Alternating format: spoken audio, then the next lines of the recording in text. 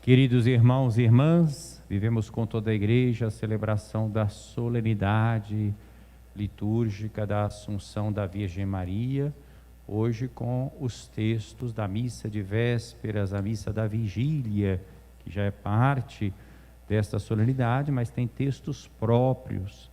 Ouvimos este evangelho curtinho de Lucas, em que uma mulher entusiasmada pela pregação de Jesus, pela pessoa de Jesus, faz um elogio duplo, né? É um elogio a Jesus e é um elogio à mãe de Jesus, né? Feliz o ventre que te trouxe, os seios que te amamentaram, né? Feliz essa mãe que tem um filho assim, né? Elogia a Jesus e atinge a Maria. E Jesus aproveita a ocasião para mostrar que ele está estabelecendo laços familiares novos, que a felicidade da sua mãe não é, em primeiro lugar, por ela ser a mãe biológica dele, mas pela sua fidelidade à palavra.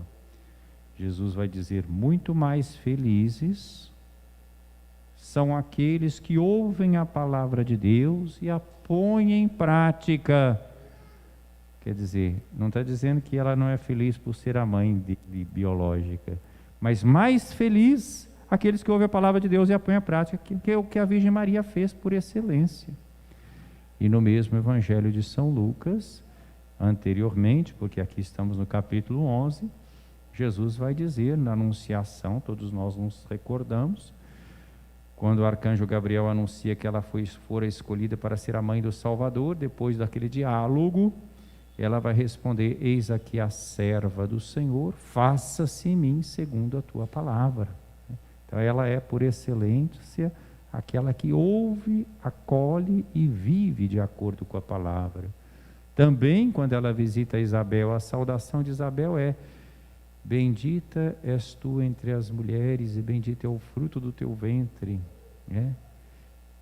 Isabel vai dizer que é bem-aventurada aquela que acreditou nas coisas que lhe foram ditas da parte do Senhor. É a bem-aventurança da escuta. Então Maria é, por excelência, essa que acolhe a palavra. Mas quando Jesus diz isso, muito mais felizes são aqueles que ouvem a palavra e a põem em prática, eu quero fazer a ligação com essa celebração da comunidade da Sagrada Família Estrelas e com o encerramento da Semana da Família.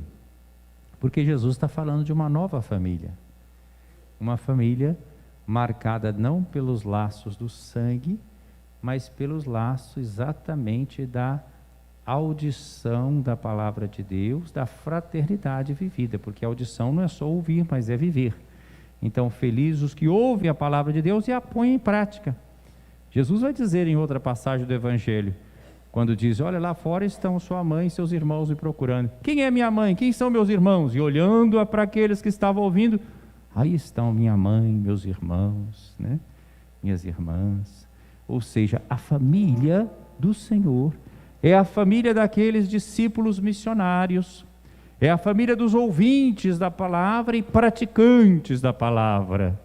Ao longo desta semana refletíamos várias vezes sobre a importância de redescobrirmos a alegria do amor na família, onde há uma entrega de um ao outro, do esposo à esposa, da esposa ao esposo, dos pais aos filhos, dos filhos aos pais. A família é um santuário da vida, é uma escola de amor, é uma igreja doméstica. E essa família que vive à luz da palavra de Deus e que procura então escutar e viver, essa família se torna família de Jesus, como a família de Nazaré. Jesus, Maria e José. Deus quis entrar na história da humanidade vivendo numa família. O futuro da humanidade passa pela família e passa por uma família cristã, uma família que acolhe a palavra de Deus, ou cristã explicitamente, como devemos ser nós, membros da igreja, batizados em nome da Santíssima Trindade, ou pelo menos implicitamente, aqueles que ainda não ouviram o anúncio explícito do Evangelho, mas que também são alcançados pelo Espírito Santo, são convidados a viver numa família onde há uma reciprocidade no amor, um cuidado comum, né? Ainda que não saibam ainda nomear, como nós fazemos pela fé, que isso se chama graça, amor de Deus, presença de Deus no nosso meio, mesmo que não usem as expressões que nós usamos. Mas a liturgia de hoje é a liturgia da vigília da solenidade da Assunção. E os textos propostos, além desse do Evangelho, do qual eu fiz aqui o ponto de partida, também querem realçar este mistério. A primeira leitura, tirada do livro das Crônicas, está aqui porque faz uma comparação entre a Arca da Aliança do Antigo Testamento e a Virgem Maria. A Arca da Aliança é de uma grande importância para o povo de Israel. E Davi, que recuperara a arca, que antes tinha sido até numa batalha levada pelos filisteus, mas ela é recuperada, então ele vai introduzir a arca em Jerusalém, que ele quer fazer a nova capital, na tenda, o lugar de encontro com o Senhor. Ainda não tem aquele majestoso templo de Jerusalém, mas tem a tenda, né? Dedicada ao Senhor, porque também no deserto o pessoal tinha a tenda de Moisés. Então tem a tenda em Jerusalém e vai levar a arca. A arca contém o quê? A arca contém as tábuas da aliança, dos mandamentos, do compromisso. Então a arca é preciosa, né? É uma pequena caixa que pode ser transportada com uma cobertura de ouro, 2 querubins que Deus mandou fazer também em cima, né? É o propiciatório, e lá dentro estão as tábuas da aliança. Então a arca é preciosa, é sinal da aliança de Deus com seu povo. Então a arca é introduzida junto da tenda do Senhor e são oferecidos sacrifícios a Deus. Essa entrada solene da arca na tenda do culto a Deus entra na liturgia aqui para falar da entrada também solene da Virgem Maria no final da sua vida junto de Deus, né? A Assunção da Virgem Maria e o próximo mosaico que será abençoado quando ficar pronto é justamente o da Assunção. Lá no fundo são 4 mosaicos com os dogmas marianos. O primeiro é a Imaculada Conceição. Maria então foi preservada do pecado em vista dos méritos do Redentor Jesus Cristo. O pecado nunca dominou sobre ela. Então o que vai aparecer no último mosaico é consequência daquilo que está no primeiro. Porque ela foi concebida sem pecado e viveu sem pecado, ela também no final da sua vida não vai conhecer a corrupção da morte, né, no seu corpo, mas ela é assumida por Deus inteiramente. Ela tem um privilégio de já participar plenamente da glória de Deus integralmente, né? Nós vemos também, então ali nós temos a Imaculada, depois a Virgem Maria, a representação da Virgem Maria, quer dizer, ela, além de preservada do pecado, ela vai conceber o Filho de Deus como virgem, né? É obra do Espírito Santo. Então tem ali justamente os raios com o símbolo do Espírito Santo e a Virgem Maria de joelhos, porque o mistério da encarnação é a obra de Deus de entrada na história da humanidade. E essa virgindade não é só um fato físico, mas significa a consagração total de Maria ao mistério de Cristo da igreja. Ela vive em função do mistério de Cristo da igreja, né? Então vejo a coerência. Vem depois o outro mosaico que representa a maternidade divina. Todos os seus privilégios giram em torno deste. Ela é a mãe do Filho de Deus que se fez homem, por isso mãe de Deus, porque ele não deixou de ser Deus ao assumir a nossa condição. Ora, ao final da sua vida, aquela que foi toda de Deus, concebida sem pecado, virgem, mãe do Filho de Deus, mãe da igreja, ela então é assumida, levada para junto de Deus de forma gloriosa, assim como está dito na segunda leitura de hoje, primeira carta de São Paulo aos Coríntios, capítulo 15, que é todo um capítulo sobre a ressurreição dos mortos, fundada na ressurreição do Cristo.